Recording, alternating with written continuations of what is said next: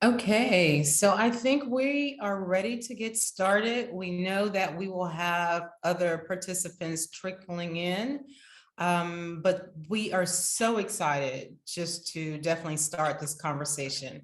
And first of all, I want to say thank you so much for taking time out of your afternoon to spend with us today. We're really excited that you get to be a part of this as we talk about Title IX, gender equity, and the new cultural wars.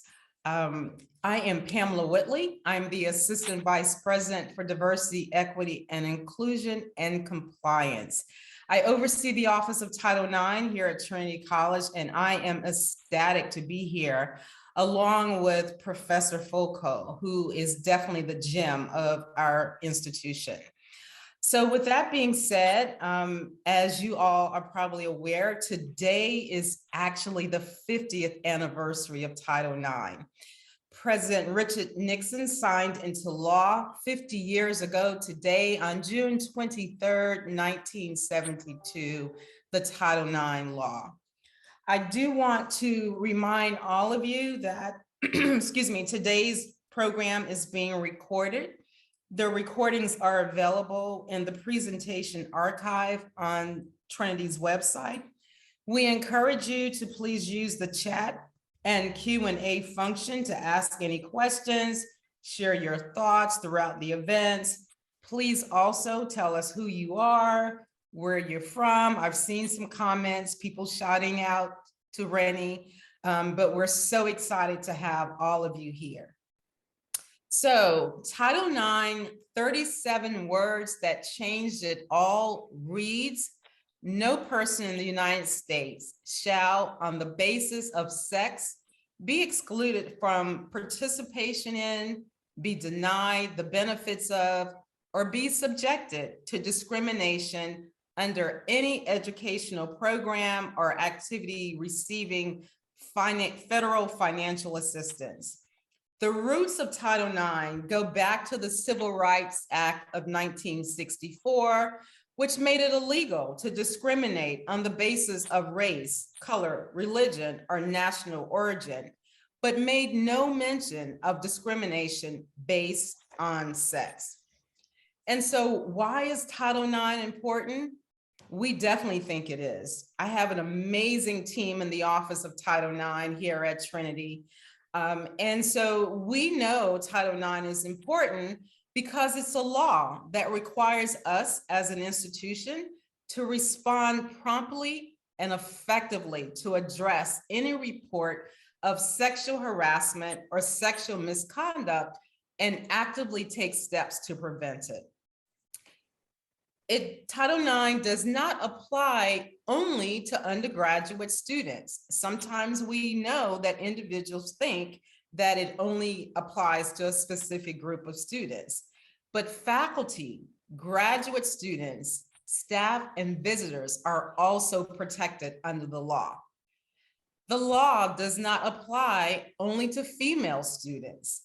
It also prohibits discrimination based on gender identity and sexual orientation, which is important for students who identify as lesbian, gay, bisexual, and transgender.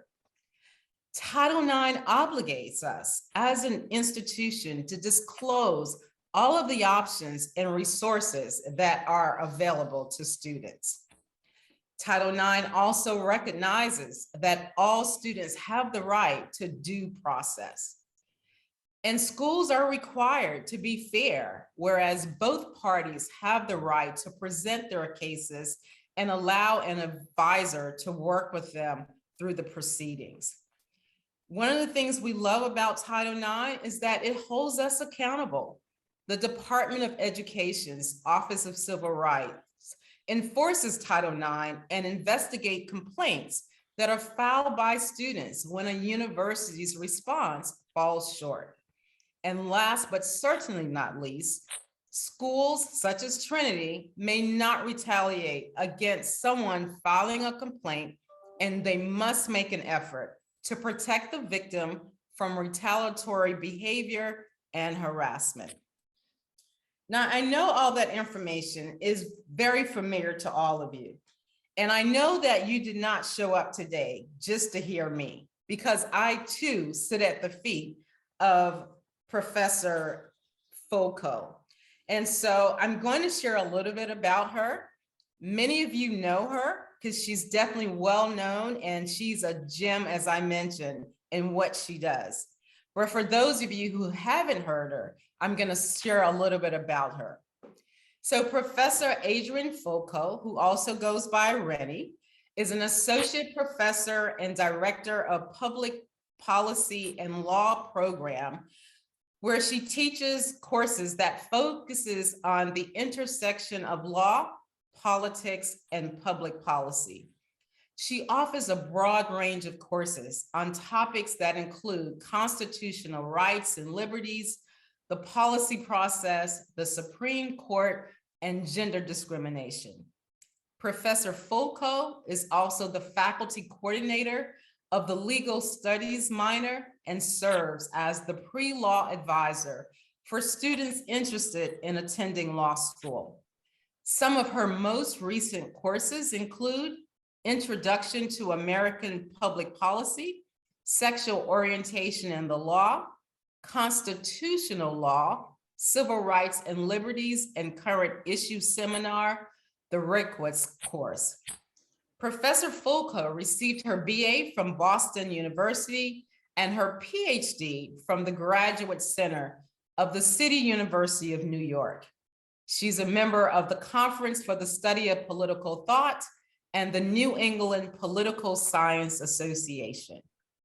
Professor Adrienne Foucault has presented her works at professional conferences in the US and abroad, and has served as a political commentator for local and national media.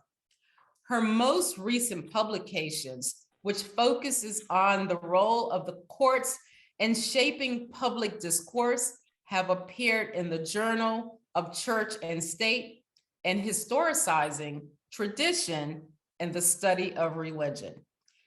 So wait no longer. I turn it over to Professor Adrienne Foucault. Hi, Pamela, thank you so much for your very generous introduction.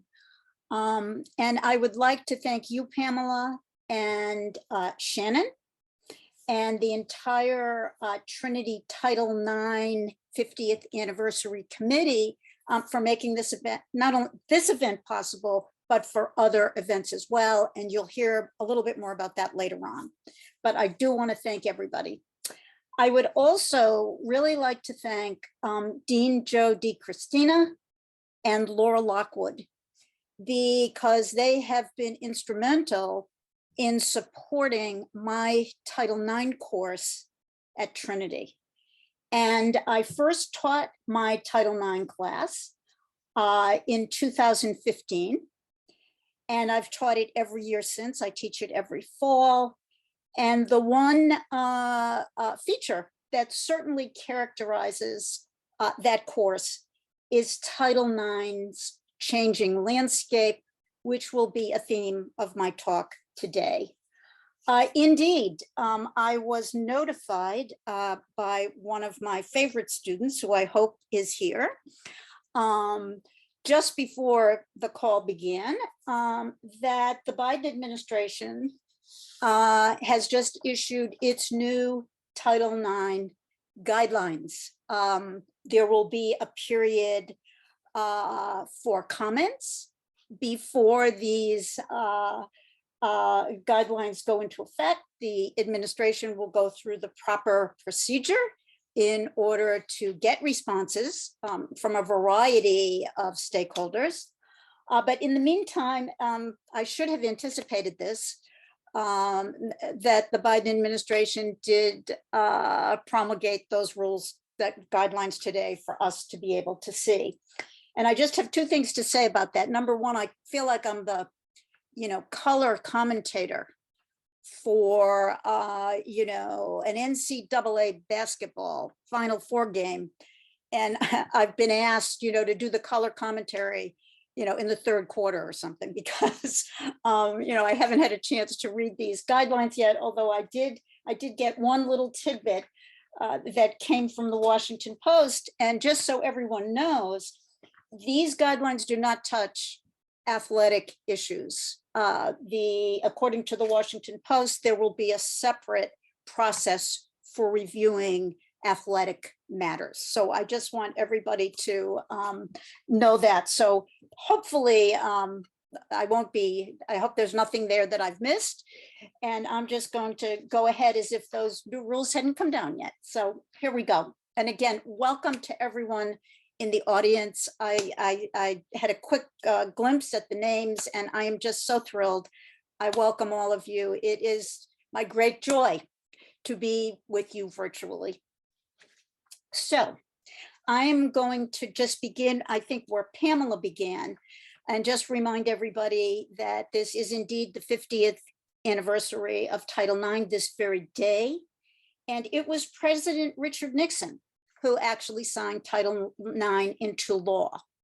And it's important to note, I think, that Title IX was not a new standalone law, but was instead part of a reauthorization of the educational amendments of 1972. So it didn't exist as a standalone law, but rather was part of another law that was being reauthorized in Congress.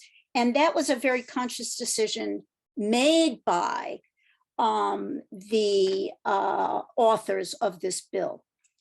And indeed, the bill was co-sponsored by Senator Birch Bayh and Representative Patsy Mink. And it can be viewed, as Pamela noted, as a continuation of the civil rights legislation of the 1960s and 70s. Indeed, the language of Title IX was modeled after Title VI of the Civil Rights Act, and that was a very deliberate choice. And the 37 words that Pamela referred to and comprised the original text of Title IX was only a brief, these constituted only a brief paragraph in this larger piece of legislation. And I think that it's worth reading those words again. No person in the United States shall, on the basis of sex, be excluded from participation in or denied the benefits of or subjected to discrimination under any education or activity, educational institution or activity receiving federal financial assistance, okay? And according to one Title IX scholar, by requiring higher educational institutions to subject male and female applicants to equal treatment in the admissions process, Title IX single-handedly revolutionized how American post-secondary institutions treat women and set the stage for women to outpace men as recipients of bachelor's degrees. And that is indeed the case today. Title IX also expanded athletic opportunities for women, although athletics was not the central focus at the time Title IX was written. As the same author and constitutional scholar observes, Title IX created a gender-conscious approach to expanding access to college even before a highly organized women's movement advocating on behalf of educational opportunity for women had emerged. So this occurred early on, again, before advocates for women's rights had really organized in substantial numbers. And I think taking that into consideration, we should also note that no one at this time would have imagined that Title IX would apply to issues like campus sexual assault and the rights of transgender students on campus. We should also keep in mind that in the House of Representatives, Representative Edith Green from Tennessee, Martha Griffiths from Michigan led hearings and consulted with Bernice Sandler, some of you may have heard of her, who was a PhD candidate at the University of Michigan, who was denied the opportunity to apply for full-time positions at that university, and who became deeply involved in organizing the first hearings on discrimination in education. And she then went on to work with Senator Bayh to develop the language for Title IX and shepherd it through Congress. Interestingly, a law which is today in many ways controversial received little notice or fanfare when it was passed. Little was said about it. In 1974, the old Department of Health, Education, and Welfare developed guidelines for implementation. And at this time, questions arose regarding the impact of Title IX on athletics and the meaning of what programs and activities would actually fall under its purview. And this issue came up, even though, as I mentioned earlier, athletics appears nowhere in the text. And not only did issues about athletics not appear in the text of the law, but rather the law itself was really missing a lot of legislative history.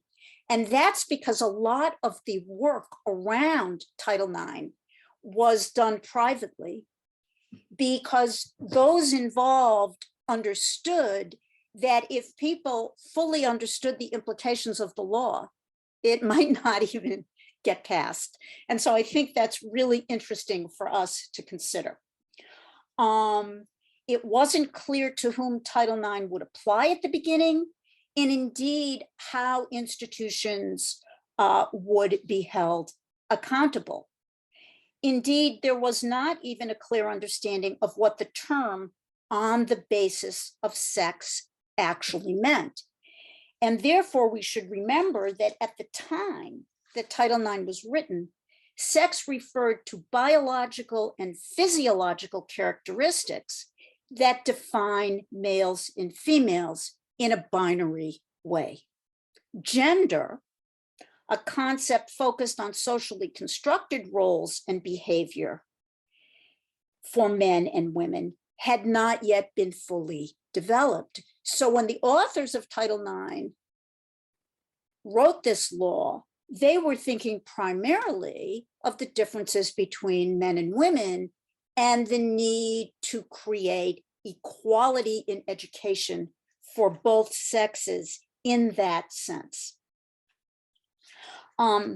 Consequently, at its inception, Title IX's prohibition on sex discrimination referred to the idea that a person's immutable sexual characteristics could not preclude equal treatment on the part of an educational institution. A little bit later in this talk, I will come back to the question of gender and how the issue has really transformed the conversation. At the heart of early Title IX policy was the aim to create equal opportunities for males and females in education. Its purpose, therefore, was to eliminate any preferential treatment for members of one sex, especially in admissions, financial aid, and extracurricular programming, over another sex. And so the goal was to establish equity, equality in those terms, particularly because at that time, as I already mentioned, sex referred to biological and physiological characteristics of males and females. While in 1984, the Supreme Court held that Title IX's protections extended only to a specific program or activity, Congress responded later in 1987 and refined the meaning of this term with profound consequences. Because in 1987, what Congress said is that Title IX would now apply to all operations and functions of any educational institution that received federal funding. Therefore, this law became enormously important because any private or public institution that received any federal funding in any program would now fall under the purview of Title IX. And federal funding, therefore, would include important funding like financial aid and funding for research. So the scope of Title IX was expanded in the 1980s. And again, this has had profound consequences because it means that educational institutions have to be very careful with respect to compliance. Title IX's text did not cover all aspects of institutional activities. And indeed, single-sex institutions, any religious institutions, and single-sex fraternities, sororities, or boys or girls clubs were not initially covered by Title IX. In addition, Title IX allowed for separate bathrooms, showers, and locker rooms, and separate athletic teams at its inception. But what Title IX did say is that facilities had to be comparable. And again, we can see, as I mentioned a few minutes ago, that these exceptions themselves were based on an understanding of biological differences. And so that was at the center of those concerns in the creation of those exceptions. And so in effect, what Title IX originally permitted was a system of separate but equal, at least in those categories. And we will see that that understanding of Title IX has really been challenged over the years. I want to move on next to talk about the application of Title IX. And we should understand that the application of Title IX policy over the past 50 years has resulted in enormous progress, especially with respect to women's educational opportunities and achievements, both academically and on the playing field. The law has opened doors to women who, prior to its passage, earned only 43% of BAs, 39% of master's degrees, and only 10% of PhDs. By 2019, the year for which we have the latest data, women now earn 57% of BAs, 61% of master's degrees, and 54% of PhDs. Furthermore, women entered professions like law, medicine, and business based upon this academic achievement. And again, we know, I'll come back to one of my favorites, Ruth Bader Ginsburg, that she herself was barred from getting the kind of legal job she wanted when she graduated from law school. So these changes have been monumental. Likewise, there have been similar results in terms of women's participation in athletics. And again, the numbers are equally impressive. In 1971, fewer than 300,000 girls participated in high school sports, and there were not many opportunities for girls who wanted to participate in athletics. And there have been stories all over the country in national papers and local papers telling stories about women who participated. In fact, today on the front page of the Hartford Courant, there's a wonderful story about this kind of opening up of opportunities. Those numbers rose very quickly after Title IX was implemented. In the first year that Title IX was in effect, more than 800,000 girls participated in high school. So you went from 300,000 to 800,000. Boys' participation rose, but certainly girls by a much larger number. Over the decades, girls' participation in sports has continued to rise. And by 2019, the number of girls competing in high school sports was 3.4 million, or 43% of all high school athletes. So while that's a very large increase, it still does not represent an equal number of male and female athletes. According to the 2017 report by the NCAA, which measures champion sports participation rates, the data shows that 30.5% of all opportunities existed for women in 1982. So let me just say that again. I think it was not quite clear.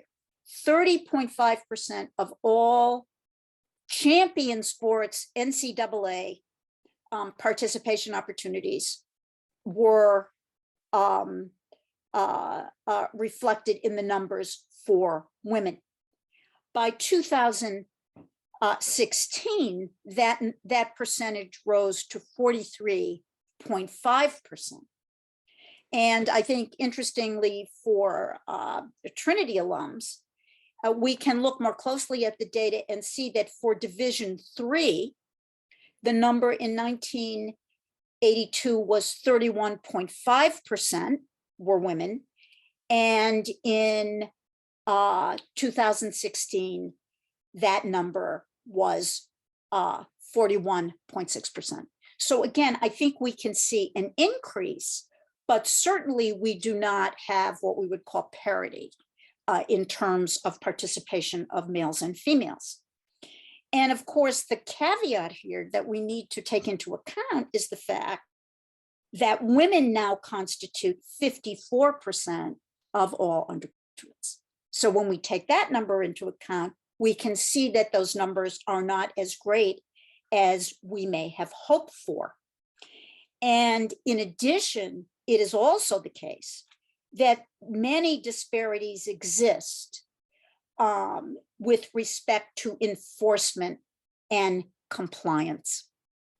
And so that we know that even though men and women participate more equally in intercollegiate sports, we also know, and my dear friend Robin Shepard, I know, will attest to this, is that that we really get into the discussion about facilities, about coaching, about the amount of dollars spent, about those kinds of issues, we see that other kinds of disparities remain.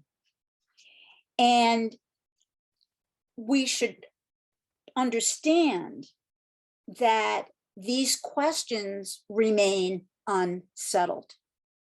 There is ongoing litigation on the one hand, and as we just heard today, ongoing changes with respect to the way in which different presidential administrations actually enforce Title IX. And there's a tug of war going on, both in the courts and in terms of how different administrations treat these questions. And the courts have played a large role in determining the precise meaning of some of the terminology and also defining how Title IX will actually be applied. And as I said, these kinds of legal challenges are ongoing. And we know that there has been great controversy with respect to athletics in terms of the question of men's teams that have been cut, and that has been one way that some institutions have dealt with the problem of creating greater equity with respect to athletic participation. We know that there are questions about budgets. There are questions about the interest of individuals in the various sports. And all of these issues, again, continue to be unsettled as new challenges come to the courts. And indeed, we know that at the same time, as I think Pamela mentioned at the very beginning, institutions want to be in compliance. They don't want to be out of compliance. But one of the problems is that as the rules change, one has to retool on an ongoing basis. I was on a committee 2 summers ago to deal with the changes in Title IX that were the consequence of Trump administration guidelines. We are now in a similar position, and I don't know if we have it on tape, but I predicted at the time that if Biden got elected, we would be back here again. I said in 2021, it's 2022 instead.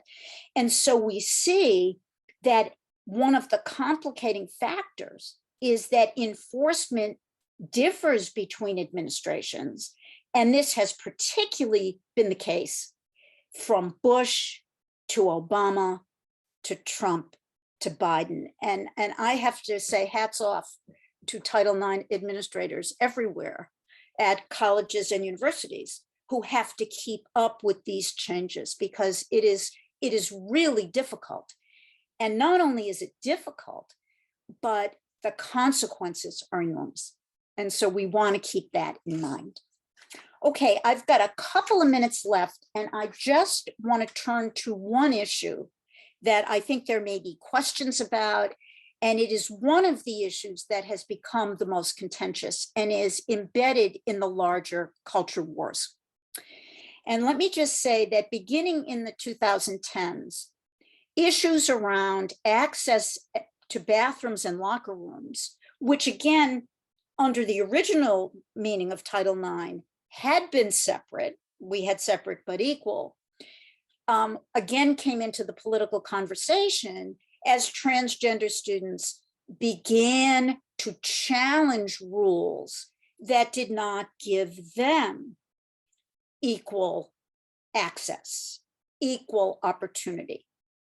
And in 2016, the Obama administration issued notice to all schools stating that they must treat a student's gender identity as the student's sex for purposes of Title IX.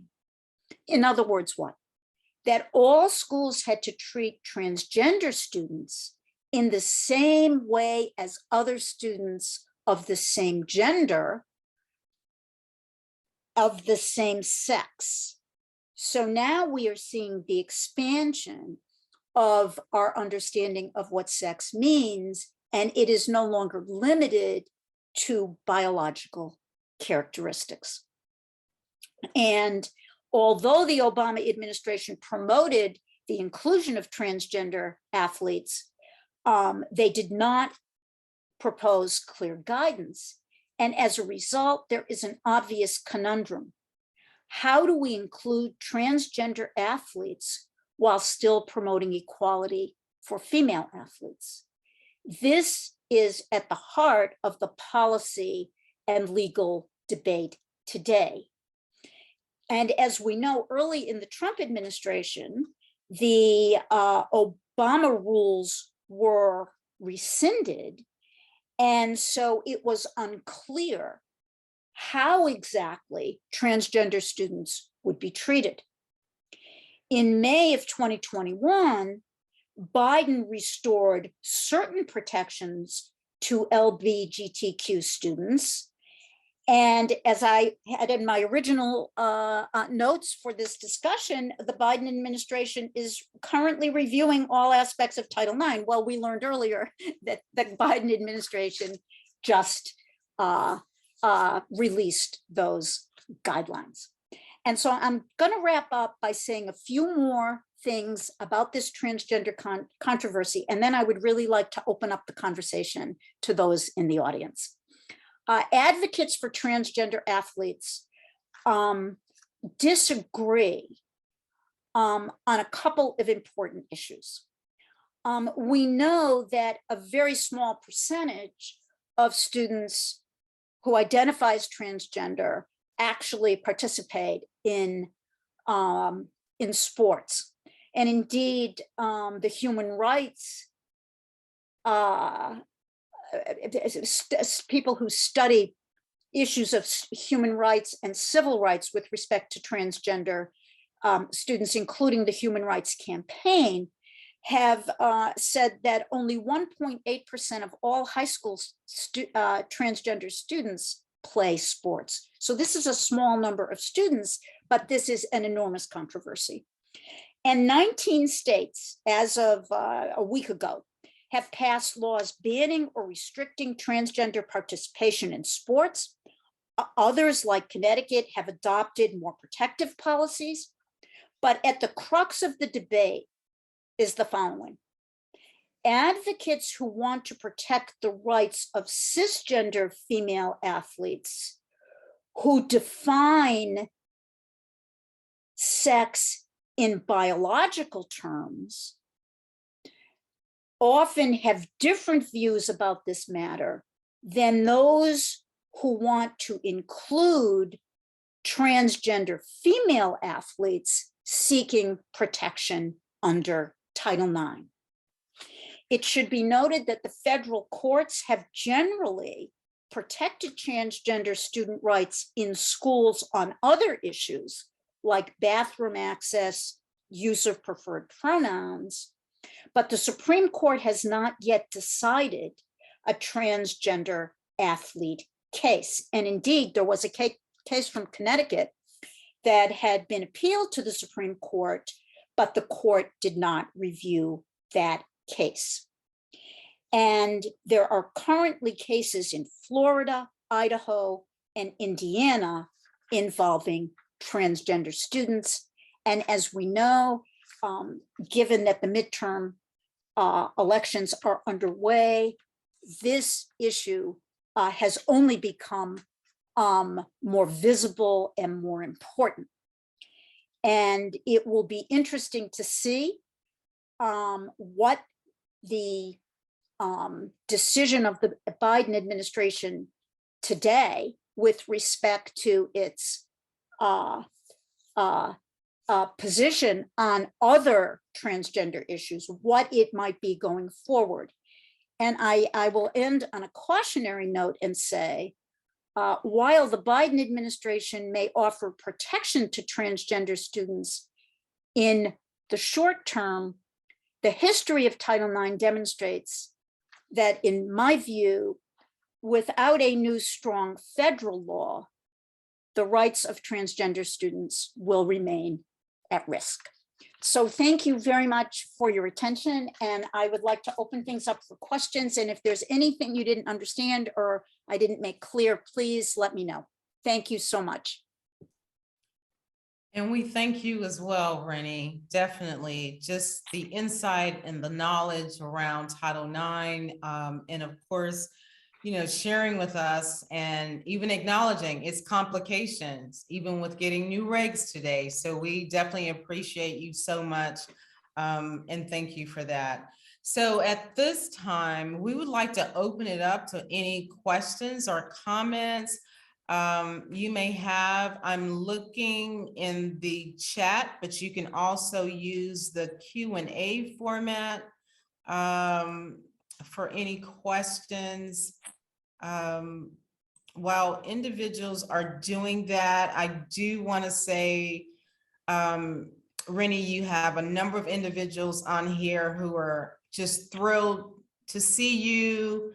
We have Catherine Nimser from the class of 87 on here. We have Sabrina Eschwell, who said she had you in American National Government in 87, 88, and you look just as beautiful to her now as you did then. Well, I wish I could see her as well, so I could say right back at you.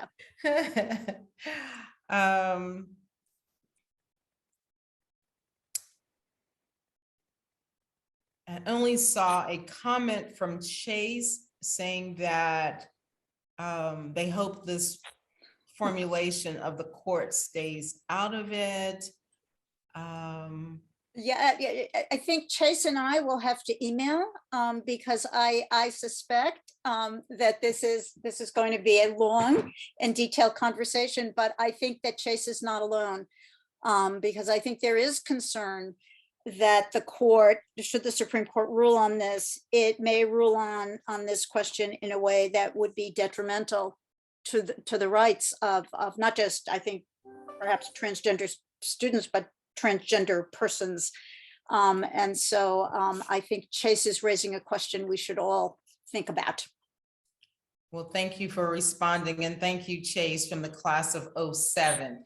So I see a couple of questions that I'll pose to Rennie. The first is, as a woman who grew up along with the women's rights movement, can you remember when you first became aware of Title IX? Was it as a student? Was it in your professional life? Was it just by hearing about it in the news? Okay, that's a great question. Actually, I was going to mention something about this because I really didn't become interested in this topic until I started teaching constitutional law.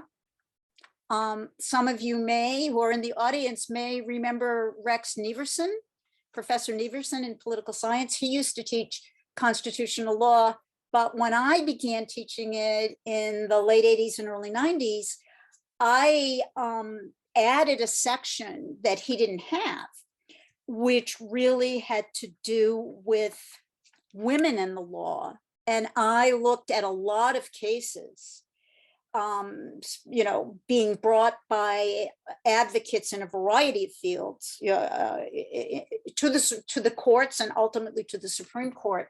And it was at that time that I, really began to look at all aspects of women in the law. And that's when I got interested in Title IX. It was never something, even as a graduate student, it was not something I studied. It was just not really part of the canon that was taught. And I have to say, it's one of the things I feel best about of all the things I've done in Trinity was being able to bring those kinds of topics to the attention of students who might not otherwise, know about these things. So I was a latecomer. I didn't know about this early on. Thank you so much, Rennie, for responding to that question. So we have another question from Megan. And Megan starts by saying, as a former athlete who participated in NCAA tournament play, it was extremely evident that we experienced a lesser event compared to that of the men in our same division. This stark contrast became exposed more loudly during the Division I women's basketball Final Four tournament, where female athletes shared on social media. The large difference between their food provisions, facilities, and experiences compared to males. The defense of many is that men produce more dollars. Do you think that matters? Well, first of all, I'd like to thank Megan for the question because it's a very important one. And before I give my opinion, I would just like to kind of salute her for bringing this up because I think it is important. And I think it's something that is a consequence, right? The fact, because you might say, how at this big national event, right? It's the NCAA. How could they possibly do this, right? I mean, how could they think that this was something that was acceptable? And for me, I think I come back to the issue of enforcement and compliance. And one of the weaknesses, it seems to me, of Title IX is precisely that the enforcement and compliance is not consistent. So not only does it change from one administration to the next, but on some level, because Title IX affects so many schools, like every school, right? You think what the scope of this law is, and then you have to ask yourself the question, how can the federal government successfully and completely bring every institution into compliance? And so to answer Megan's question, it seems to me that these kinds of problems often don't get addressed until the public becomes aware of them. In other words, until it's out there. And seeing those pictures a few years ago just drove that home in the way no academic paper ever could. And so final answer to your question, I do think it is not fair. I think that ultimately Title IX in its purpose would require that there be greater equality and equity. But the question of money and how money drives what institutions do is a very difficult nut to crack, and I think would go beyond the scope of what I might say here, but I would be happy to write with you and communicate, Megan, if that would be helpful. Sounds good. Thank you so much. So another question in the Q&A feature, Kathy Beret, class of '84, says she has a transgender daughter and she's terrified with the direction this country is going. What can we do to combat this? Okay, so I am, first of all, kind of shaken to hear this comment today. And I just want to say that on a very personal level. I know people in a similar situation who share your fears. And I think that the problem really today is often at the state and local level. That if we look at the kinds of laws that are being passed across the country, it's not only that they're being passed at the state level, but these kinds of, ordinances at the local level or policies by boards of education that are happening at the state and local level. They're just proliferating in ways that we can't, so fast that we can't even catalog all of them. And so I think what we have to do is we have to become fierce advocates. And I think, in my own opinion, I think we need to go to work, and we need to work for people who will get elected and who will help protect the rights of all students, including transgender students. But I do feel at this point, it's not just a question of, sending money to an organization. I think we have to get active at the state and local level so that it is easier for our voices to be heard.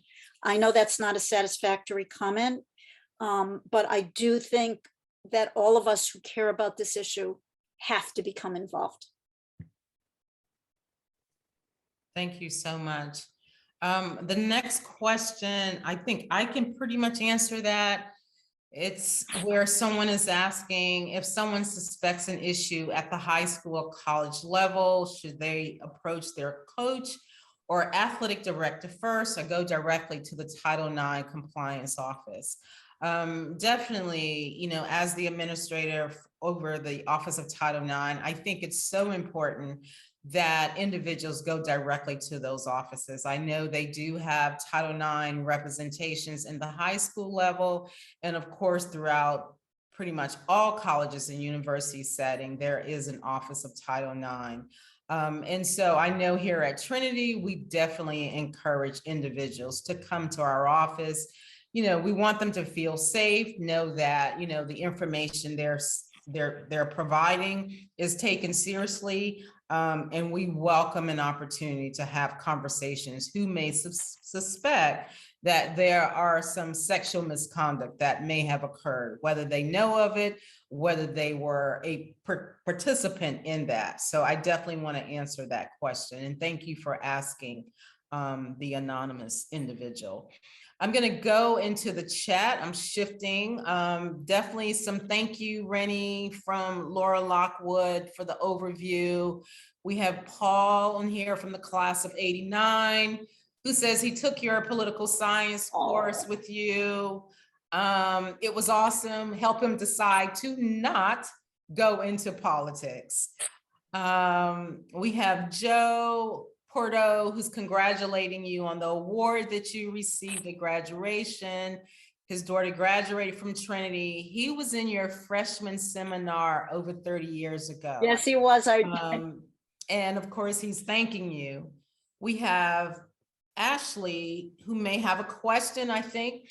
So Ashley's comment starts as a gay woman who grew up faster and stronger than the boys, I was lucky to have really supportive gym teachers and coaches of both sex in all of my public schools, elementary through high school.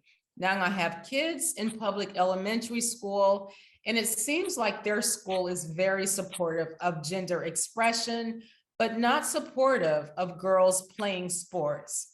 What kind of federal guidelines are there for elementary schools about Title IX? Are they audited about it? I hear much more about it as it relates to college funding. Okay, I know we don't have much time left, but I'm going to give a short reply here. And I would love to, respond at greater length, with Ashley if she would like to do that. But I would just say that there are definitely guidelines that apply to high schools. I focused on colleges here because, mainly because we were doing, celebrating Trinity's anniversary. But there is no question that that there are guidelines for high schools, and that students are protected in many ways, and should be supporting students with respect to girls playing sports. There is no question about that.